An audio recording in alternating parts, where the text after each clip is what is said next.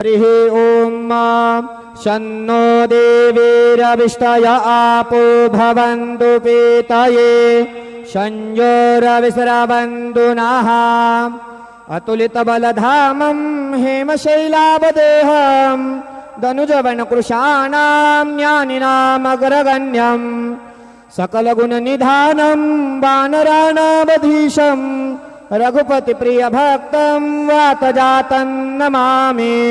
गुरुर्ब्रह्मा गुरुर्विष्णु गुरुर्देवो महेश्वरः गुरुः साक्षात् परब्रह्म तस्मै श्री गुरवे नमः। सद्गुरु साईनाथ देवताभ्यो नमः।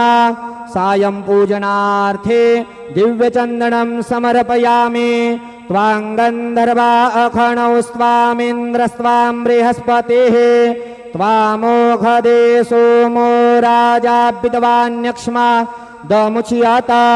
चन्दनं समर्पयामि। चन्दनस्य उपरि अक्षरान् समर्पयामि। अक्षदाश्च सुरश्रेष्ठा कुङ्कुमाक्ता सुशोभितः मया निवेदिता भक्त्या गृहाण परमेश्वर। अक्षरान् समर्पयामि।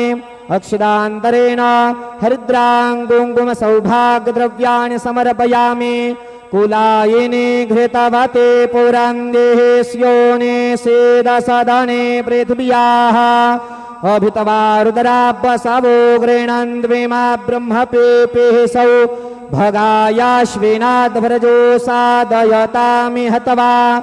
हरिद्रां कुङ्कुमसौभाग्यद्रव्याणि समर्पयामि।